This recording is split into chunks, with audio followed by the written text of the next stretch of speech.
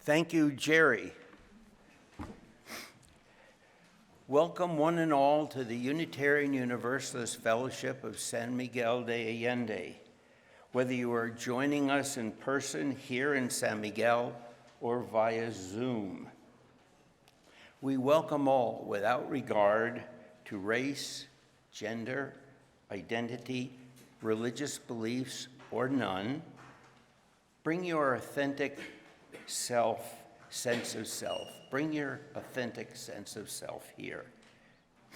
As a community, we strive to provide a welcoming, safe, and supportive place for all who enter. My name is William Dalsimer, and I'm a member of this fellowship. I'm honored to be your service leader for today's service on hope.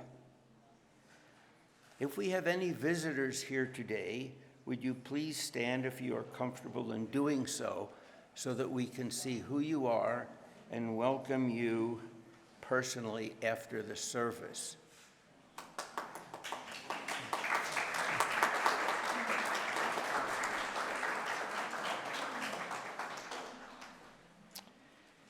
Unfortunately, there will be no regular coffee hour today, as the service will be followed by a membership meeting. But please, visitors, come again for service, coffee, and cookies. For those of you who are on Zoom, please stay connected after the service. And if you are visiting, please type your name and where you are from in the chat box so that we may greet you personally. And now a few announcements. As I said, at the conclusion of today's service, we ask that everyone exit the meeting room. Then members, please re-enter so that you can register at the membership table and receive your ballots for voting in the membership meeting. Coffee and refreshments will not be available immediately after the service, but will be brought out a bit later so that you can enjoy them once you have re-entered the room. Now that should provide a real incentive for you to all come back.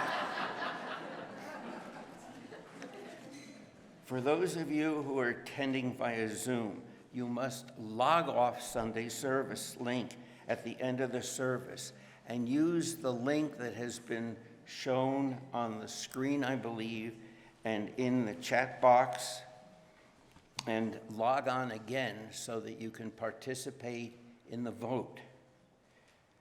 A separate Zoom link for membership has been published in both this morning's online order of service and in the chat box. As in the past, hybrid membership meetings, you will need to leave this Sunday service room and at noon be able to return and log into a separate Zoom meeting. So you'll leave the Zoom meeting and you'll have to log in on another Zoom link. I hope that's not too confusing. You know, at my age, I would find that very confusing, but hopefully you're younger and more agile than I am. The Holiday Bazaar has been rescheduled for December 10th. Please check your order of service, the weekly bulletin on Thursday, and our website, UUFSMA.org, for information about small groups and events, as well as information on the fellowship and how to become a member. You can also access recorded previous services on the web. And now we welcome Tom Rosiello.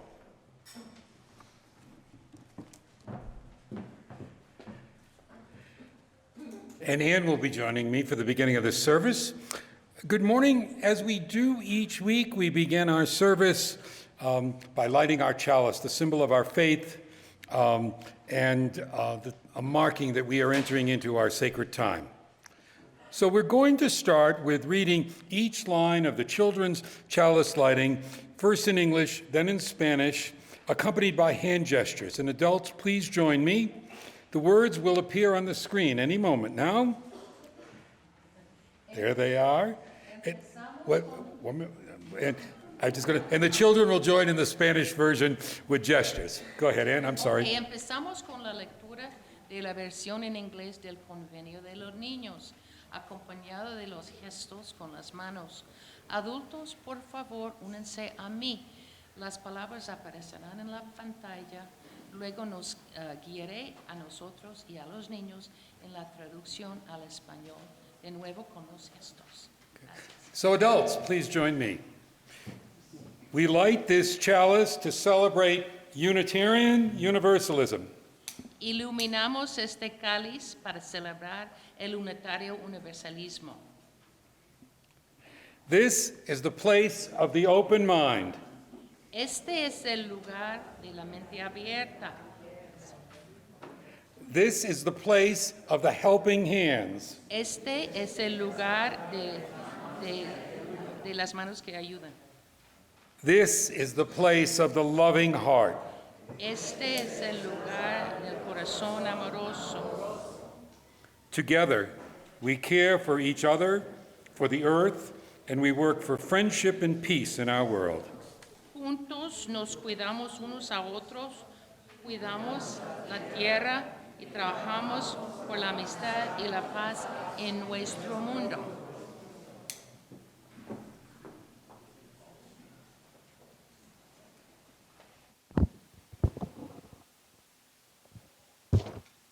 Can I help you, Bill?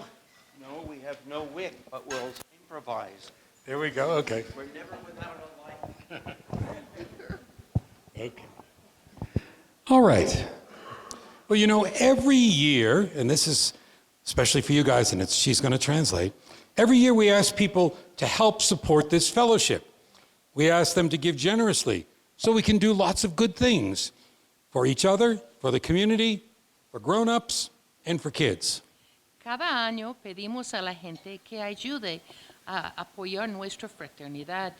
Les pedimos que den generosamente para que podamos hacer muchas cosas buenas entre nosotros y para la comunidad, para los adultos y para los niños. When we do this, we call it our stewardship campaign. Now, that's a big word, but what it really means is to help with money or with work to take care of and even make better what belongs to all of us, this fellowship.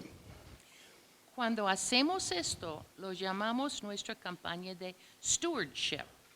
Esa es una gran palabra, pero lo que significa es ayudar con dinero o con trabajo para cuidar e incluso mejorar lo que nos pertenece a todos, esta fraternidad.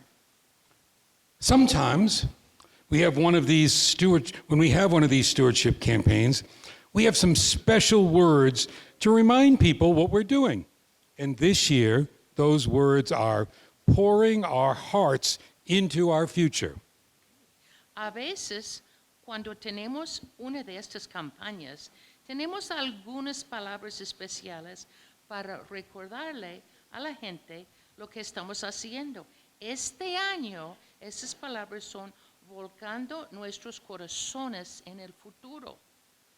Now, we have lots of hopes for our future, and well, you guys are the future. Sí, ¿verdad? Tenemos muchas esperanzas para nuestro futuro y bueno, ustedes son el futuro. But that saying, pouring our hearts into the future, is sort of silly, right? How do we pour our hearts? We can pour juice from a bottle or water from a pitcher, right? Well, today, this is how we pour our hearts. Pero ese dicho, volcar nuestros corazones en el futuro, es un poco tonto, ¿no? ¿Cómo volcamos nuestros corazones? Podemos volcar. Bueno, ya. Okay. I want each of you to take a heart to your class and draw a picture or write a word of what you're hoping for the future. Bring the extra ones too, and you can do them for some of the kids who might not be here today. Quiero que cada uno de ustedes lleve un corazón a su clase y haga un dibujo o escriba palabras de lo que esperen para nuestro futuro. Okay. We all have lots of hopes for the future, for our fellowship, including more programs for kids, because you are the future. And you know what? Nothing's gonna stop us, right? And I think you have a song for us with that message. So would you like to sing it now? Ok, todos tenemos muchas esperanzas para el futuro de nuestra comunidad, incluyendo más programas para los niños, porque ustedes son el futuro. ¿Y saben qué? Nada nos va a detener, ¿verdad? Ok, y creo que nosotros, tenemos una canción para nosotros con ese mensaje. ¿Les gustaría cantarla ahora? Sí, ahí. Ahí.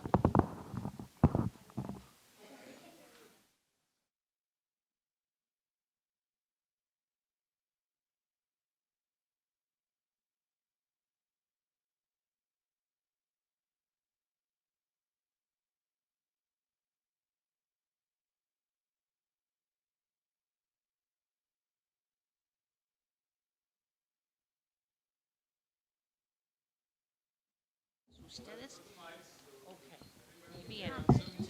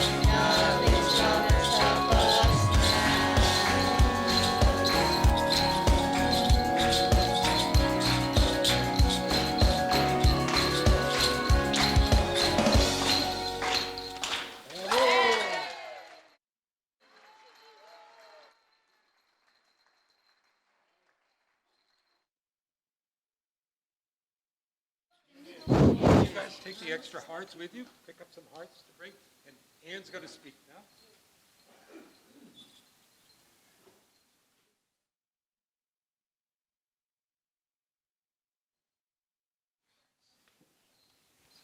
Now the children will light their chalice lantern from our chalice candle and bring it back to their classroom so they can begin their activity for today.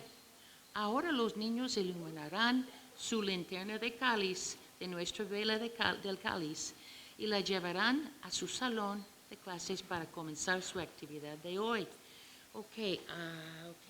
¿Quién? It's you. Okay. Sebastián is going to light our kids' lantern today.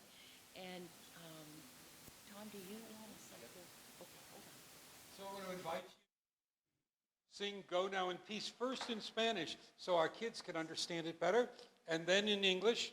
The words are going to appear on the screen, and just a minute, and then the kids are going to be led out by the lantern that's illuminated. Malcolm can help us with that.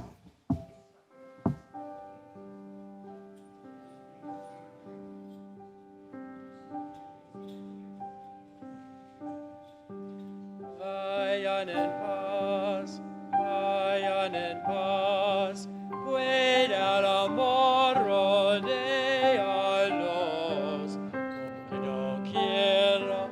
Por doquiera que vayan. Go now in peace, go now in peace. May the song of love surround you. Everywhere you may go.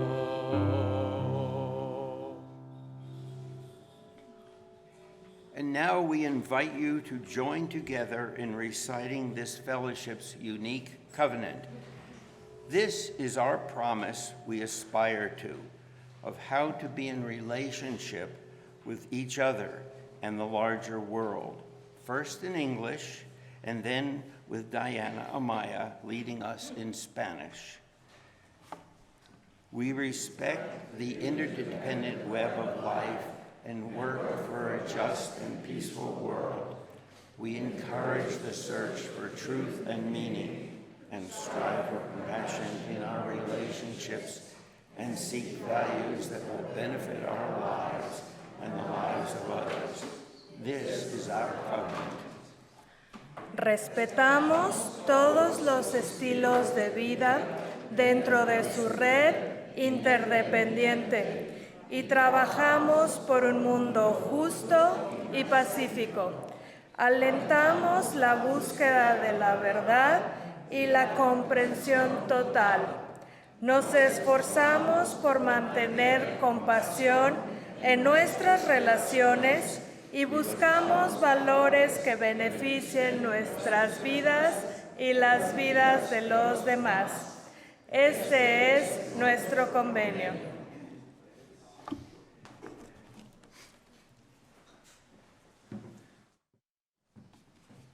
Glad we sent some extra hearts because I see a few more kids just arrived. We now enter into a very sacred time in our service, when members and friends share significant joy, sorrows, and concerns with their community. And as we share them, we light a candle indicating that that person or that thought or that prayer is held in all of our hearts this morning. If you have a joy, sorrow, or concern you'd like to have shared in an upcoming service, please email it to me, or when you arrive in the future, write it on a card the ushers will have when you enter. If you're on Zoom today and you wish to share today, you can type a joy, sorrow, or concern into the chat now. Bill will light our first candle as a joy because today is Helen Rivas Rowe's 81st birthday.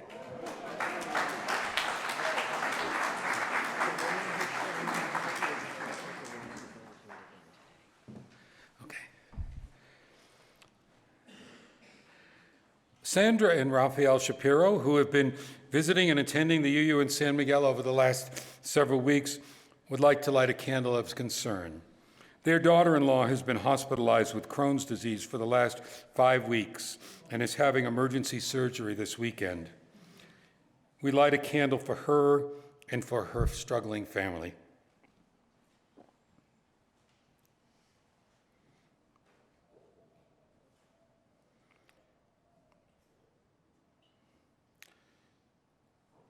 Rosemary Harmon lights a candle wishing for peace and healing for my friend Bruce, who lost his brother yesterday.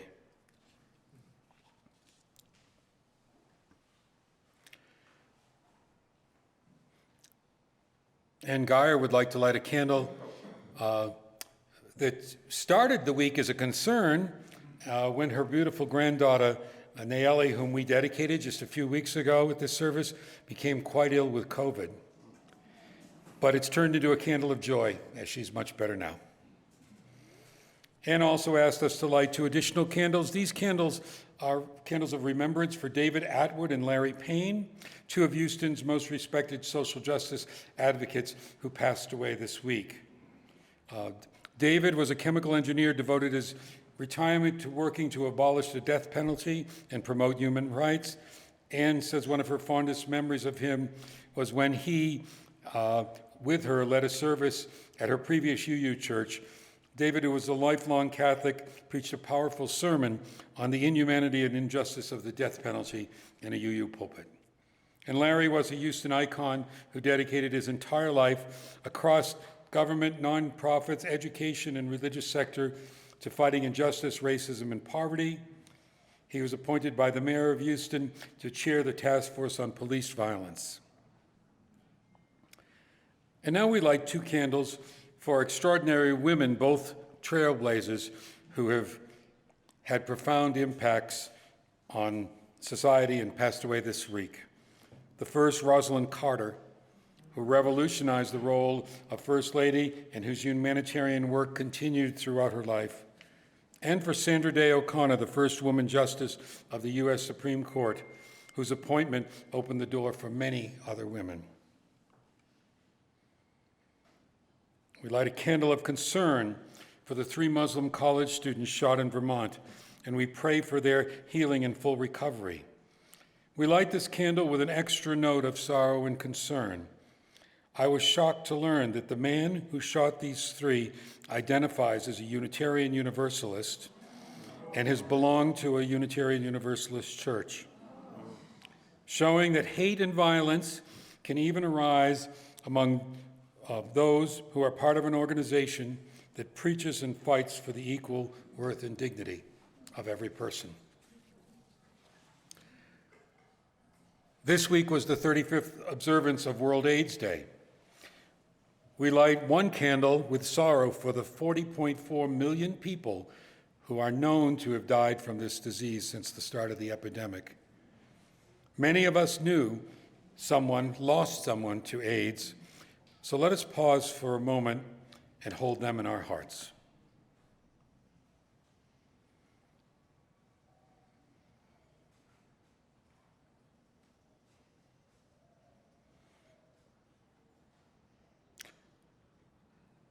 And we light a second candle for the many people living with HIV, and due to the progress in antiviral therapy, they're living well. But we know that antiviral drugs and preventive drugs are still not available to everyone, and more than 500,000 people still died from this disease last year, and more than 1 million were newly infected.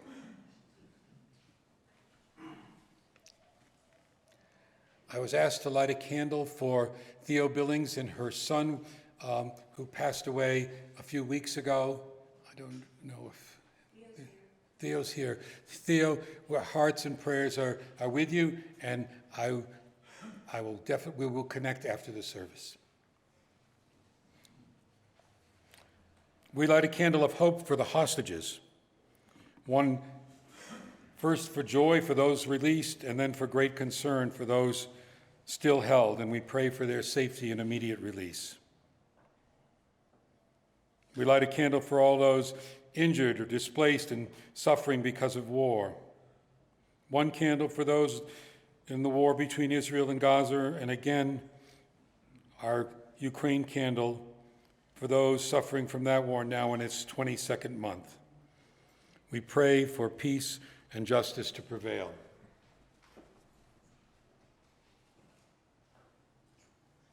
We light a candle of concern and support for Shoshana Levinson as she continues her chemo treatment.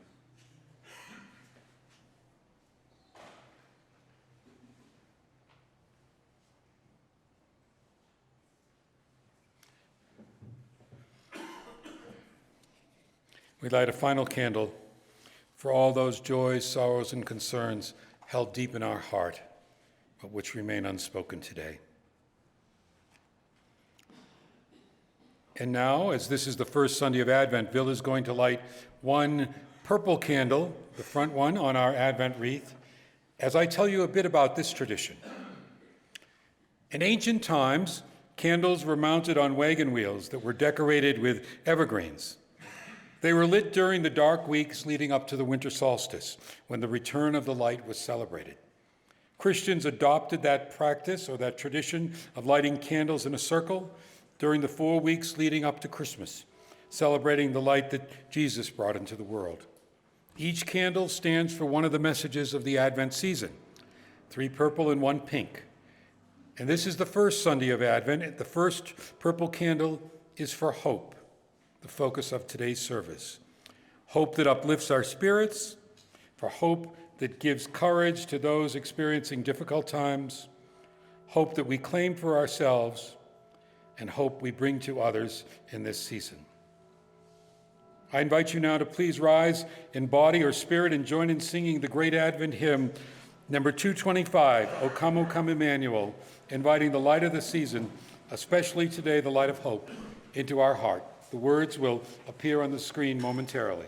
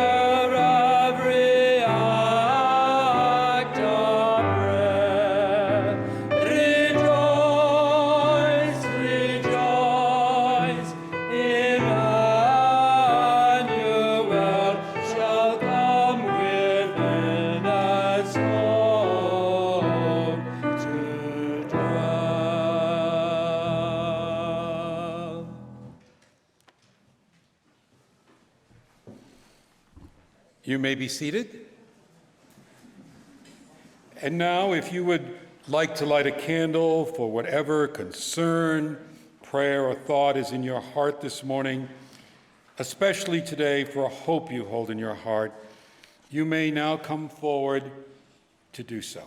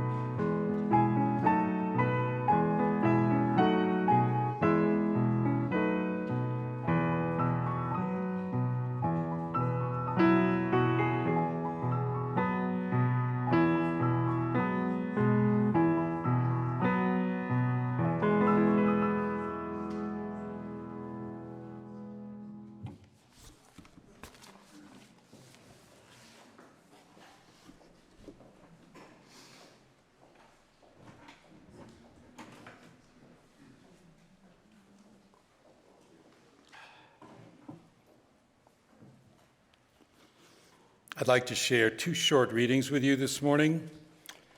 The first, a poem by Emily Dickinson. Hope is the thing with feathers that perches in the soul and sings the tunes without the words and never stops at all.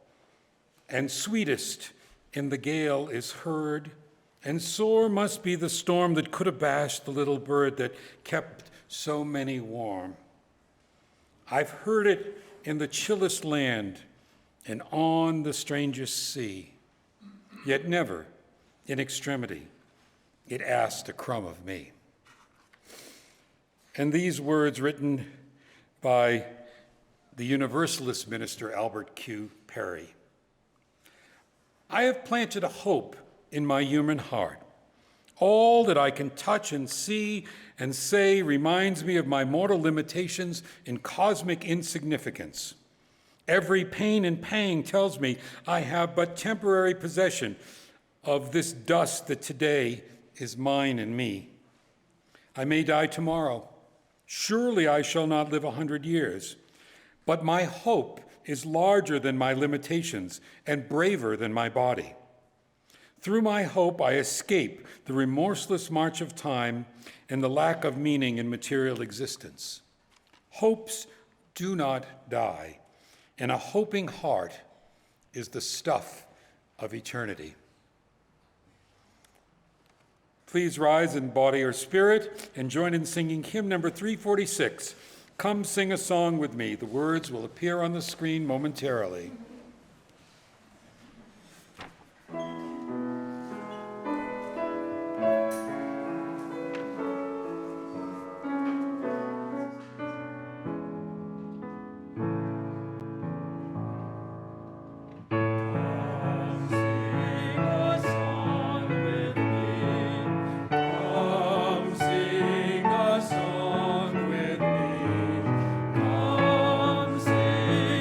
Song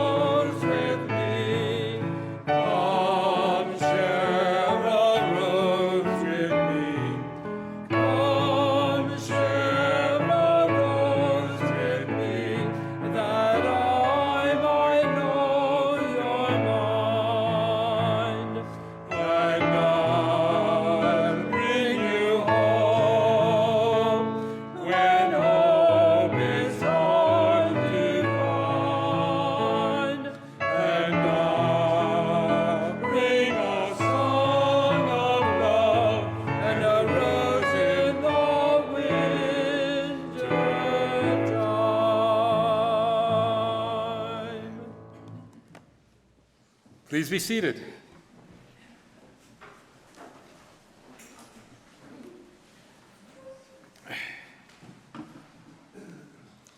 With this service today, we begin a series of services that celebrate the season of hope. Most of the different religious observances of this month, Hanukkah, Solstice, and Advent, which is our focus today, have messages about holding on to hope and giving hope to others, even in the darkest time, even in times when hope doesn't seem warranted, when hope is hard to find. What all these holidays teach us, what Emily Dickinson's poem and the words by Albert Q. Perry emphasize, is that we are sustained by hope. There are many other beautiful and important messages of this season, messages of peace, of love, of faith, of justice. But you know, embracing those messages all depends upon something even more basic. To embrace any of them, you have to first embrace hope. In Paul's letter to the Corinthians, Christian scripture says that of all the virtues, love is the primary one. But I want to make an argument, the argument that I believe the Advent story makes, and that is that hope is most fundamental. Who would risk love if they did not have hope of a future? There simply is no faith, peace, or justice unless it's first imagined with hope and empowered by hope. Yes, love is our center, but hope is the primary ingredient to sustain us and carry us forward as individuals and as a community. The Advent story reminds us that the ancient Hebrew people were constantly experiencing war and oppression, but they always believed in prophecies of better times to come. In particular, in a prophecy of a child to be born who would change the world with his teachings of love and justice and peace and equity, who would set prisoners free and center the oppressed and lift up the downtrodden. Hope was their constant companion on a very long journey. Right now, we need to embrace hope. We need to keep the flame of hope burning in our hearts, in our community. We need to be reminded that hope is planted in our hearts, and despite the troubles of the world, the sadnesses and difficulties in our personal lives, our hope is still larger than our limitations and braver than our bodies. I know there are many of us who don't feel very hopeful this Advent. I suspect, like me, you've been watching the news of the war between Israel and Gaza and the heart-wrenching story of the hostages and their families, and the seemingly never-ending war and destruction in the Ukraine. When we look at these events on the surface, it's hard to have any hope. But when we look deeper, we see something that is even more powerful than the guns and the bombs. We see people who are sustained by hope, even hope that may not be rational or justified on the facts. As I watched this week the hostages being released and heard bits of their stories of captivity slowly emerging, it seemed so clear to me that they stayed alive because they had hope, and even more, because they brought hope to each other. I was particularly moved by the story you might have heard of a grandmother, a retired kindergarten teacher, who didn't know the fate of her own family. She was held in a dark tunnel as much as 22 hours of total darkness a day, with little food, and with her in the tunnel were a few children. The fear must have been overwhelming. In this situation, it would be so easy just to give up. But what did she do? Essentially, she taught kindergarten. Even in the dark, she occupied the children. And she realized, even if she didn't fully believe it, that she was in a position to give the children hope. You know, many decades earlier, when the novelist Tristan Bernard and his wife were arrested by the Gestapo, he turned to his wife and said, "The time for fear is over. The time of hope has begun." What this season teaches us is that hope is the antidote of fear. Embracing hope and sharing hope allows us and those to whom we give the gift of hope to move beyond fears. This week I watched a lot of television. I was also watching the memorial service of Rosalind Carter. The stories of her life shared during that service were almost all stories of bringing hope to places where hope was hard to find. To those who were mentally ill, to those who were caregivers, and so many others. Judy Woodruff, who had been with her on so many journeys, shared the story of Rosalind Carter traveling with the president and learning about the Cambodian refugee camps. She insisted on visiting these horrible camps. These desperate people who were shocked to see her there. But according to the doctors who were trying to help these people, her visit, where all she did, all she could do, was bring hope to desperate people, was critical to the improving of the health of these refugees. Those in the camp called her the Yankee Angel, again bringing hope where hope was hard to find. When hope is alive, it can sustain people in the most difficult conditions for a long time. Hope allows people to endure the waiting. You know, when I think about Advent these days here in Mexico, I think of the Spanish verb esperar, which fuses together the two aspects of the Christian season of Advent, hope and waiting. For me, it captures the idea that hope can take time and that we spiritually must be prepared to live hope. The seed of hope is planted in every one of our hearts, but it must be nurtured to really blossom. That's the job of ministry. That's the task of beloved community, especially in dark times.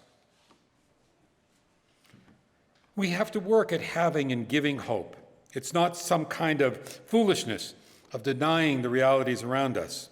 It looks the difficult situation right in the face and says, this is not the end of the story. There is more good for me, for my community, for the world yet to come. When we see through the lens of hope, our lives, our community, even our world are better. In the poem I shared, Emily Dickinson captured the essence of two sides of hope. Its fragile, delicate, and even evasive nature, and its persistent and reliable side as well. In her imaginations, hope was not some great, powerful polar bear wrapped in winter fur, ready to endure the elements, but a little bird, a delicate thing, with feathers perched precariously on a fragile branch. Yet even through the worst gale, it never stops singing. The events of our lives can cause us to lose hope. Advent reminds us that even through the worst gale, even when fatalism has gripped us and we think there is no hope, there is still a spark of hope in our hearts. We don't have to earn it. It's there, and we can see its light. You know, one of the things that has always distinguished our Unitarian Universalist denomination, actually both sides in our history, is embracing a message full of hope. John Murray, the founder of Universalism, in contrast to the damnation being preached by others of his time, told his followers, "Go out on the highways and the byways, give the people something of your new vision. Give them not hell, but hope and courage." You know, we've often been criticized as taking a too optimistic view of the world. And you know, there is some merit to that critique. The events of our time, from terrorism and war to the way we abuse and destroy our environment, do not warrant blind optimism. But holding on to hope is not the same thing as walking through the world ignoring the evil and the pain with a sense of unwarranted optimism. The hope I'm talking about acknowledges the realities of life, but in Perry's word, is larger and braver than those realities. The stories of Advent tell us that despite the centuries of difficult time, even when they were not at all optimistic about their immediate future, the Hebrew people never lost their hope. But you know, we don't have to go back that far to see the importance of hope to a people living in slavery and adversity. Dr. King wrote, "We must accept finite disappointment, but we must never lose infinite hope." The contemporary black theologian Cornel West, when speaking about the ongoing struggle with racism, said, "I am not an optimist, but I am a prisoner of hope." You know, and I don't think for a minute Emily Dickinson was a starry-eyed optimist, nor was she a naive Pollyanna. We know that in her life, she experienced despair. She knew that a severe storm could threaten the little bird of hope, and it did in her own life. But she also tells us that it's in the darkest of times that the little bird sings the sweetest. And you know, perhaps that's the greatest paradox of hope, the part we least understand. Hope is the sweetest. It has its most powerful presence in the worst of times. It is when we face adversity that we so often connect with our capacity for hope. Perhaps it's biological or an instinctive response that can lift us up from the utter immobility of fear and despair and allow us to move forward. Or perhaps it is that amazing grace, whatever you may understand that to be, whatever its source, instinctive or divine. It is not a response that comes from the logical and analytical part of our brain. Unitarian Universalist Norman Cusson put it this way: "The case for hope has never rested on provable facts or rational assessment. Hope, by its very nature, is independent of the apparatus of logic. What gives hope its power is not an accumulation of demonstrable facts, but the release of human energies by the longing for something better. The capacity for hope is the most significant fact in life." Every year at this time, I think of a friend who in many ways taught me the Advent lesson of hope. He had a long and difficult struggle with cancer, but I remember how he never lost hope and never lived without a sense of expectation. But as the disease advanced, these sense changed. I remember being with him in Provincetown after he had finished his first treatment regimen, and he was full of hope for a complete cure. A few years later, his hope was that the medication would maintain the status quo, not cure the cancer, but keep it from spreading. Later, he hoped to be strong enough to go back to Provincetown for a vacation and to make another trip to Europe with his partner. He never was unrealistic about his condition, but he was always hopeful about his future. And he lived with a sense of expectation that something good was still yet to happen in his life. His last summer in Provincetown, even though he was not feeling well at all, he insisted on going shopping and buying his partner an expensive Christmas gift and then wrapping it in beautiful Christmas paper right away. By the way, that was a bit challenging because it's not easy to find good Christmas wrapping paper in August. But he bought it early because he was convinced he was not going to be able to go shopping much longer. Of course, that was before everybody bought everything online, too. But his hope was to be around for Christmas to present the gift.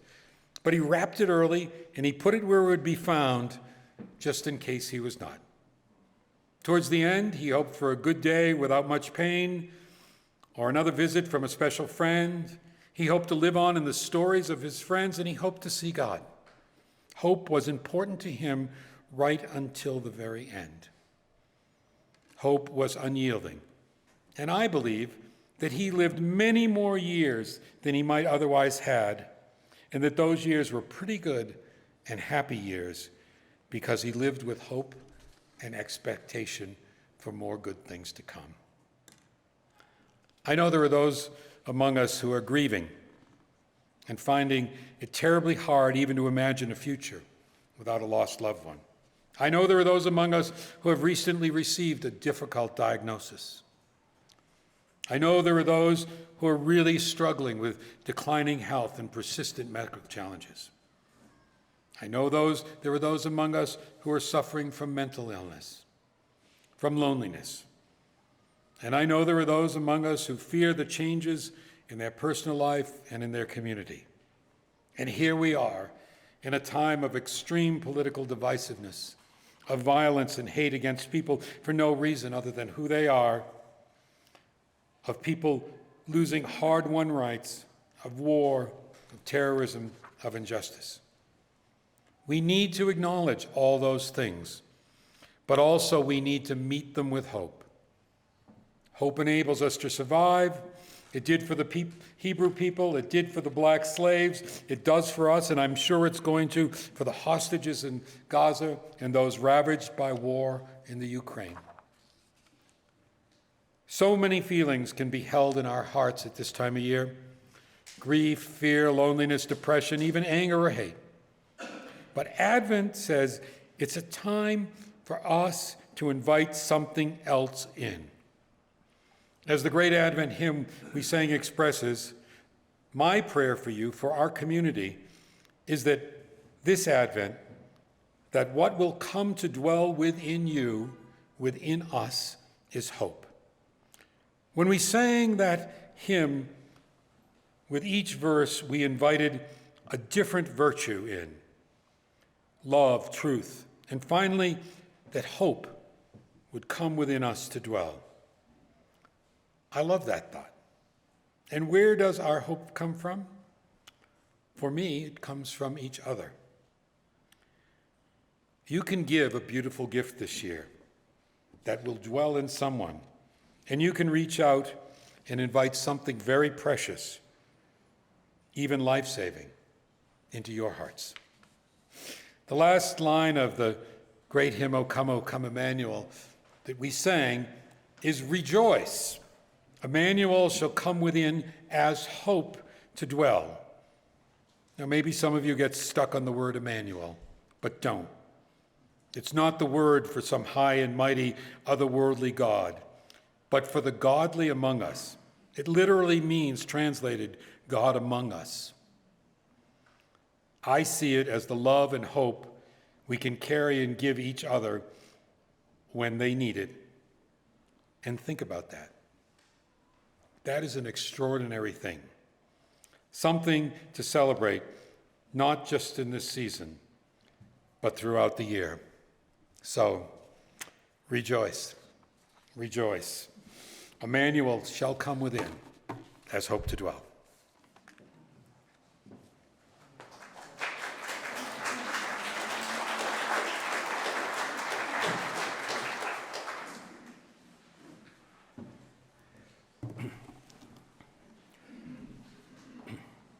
I am moved by today's hymn, Come Sing a Song with Me.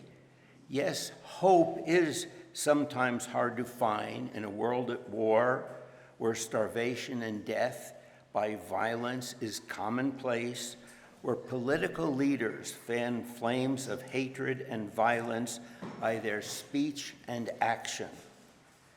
We, each one of us, search to find our places of hope. We may each have found different places, but here for this moment, we are joined as one in this UU fellowship in San Miguel de Allende. Each Sunday, here in this room or via Zoom, I join my family of choice to find hope, united by a set of principles within this non-creedal spiritual tradition. A primary source of my hope arrives with this gathered community and our Sunday service, the transport of music, singing our favorite hymns together, the sharing of joys and concerns, the quiet act of candle lighting for hopes and prayers for others, an inspiring sermon by our minister, a guest minister, or a lay speaker, sharing a personal story, and coffee hour cookies and conversation. And nothing better represents the hope of this community than when, at the end of service, a member of our care team scoops up these beautiful flowers and delivers them to someone unable to come and join us here today. Hope makes me strive to be a better friend, a more generous, loving being. Hope inspires dreams, love, and generosity in all its forms. We are a self-sustaining community, relying on voluntary contributions of your time, effort, and your financial resources. If, like me, you find this fellowship a place where you find hope when hope may be hard to find, please give generously as today's collection is received for the gift of hope you receive from this fellowship. Now our offering will now be received and graciously received.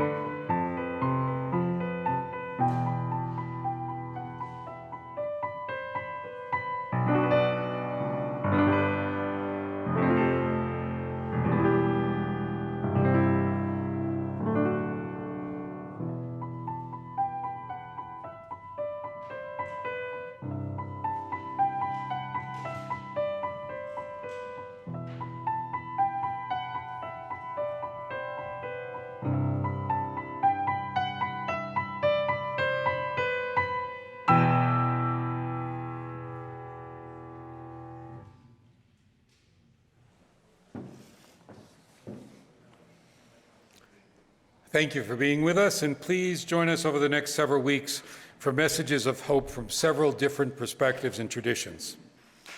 I want to remind you that our membership meeting will be starting right after the service. If you're here at the Aldair, you will need to exit the room and check in to re-enter. If you are not able to go out, Robin will see you here so that she can get you the material if you're in a wheelchair or whatever. Because the meeting today, we cannot welcome our guests properly as we do each week at coffee hour, but I will go right to the back and at least greet you momentarily. And next week, we hope you'll come back and share coffee and goodies with us. The children hopefully decorated those hearts with some hopes for the future, and perhaps afterwards they're going to display the tree of those hearts hanging, which is part of our pledge campaign. I urge you to take a look at it. We conclude with words from the 18th century Irish poet Oliver Goldsmith. Hope, like a gleaming taper's light, adorns and cheers our way, and still as darker grows the night, amidst a brighter ray. The flame we kindled earlier with our children, with the flame that we kindle each week, is always a beacon of hope. And with open minds and helping hands and loving hearts, we make that hope real in this community. We now extinguish the flame, but not the light of hope, for we carry that within us from this place to share with others. And may peace be with you till we meet again.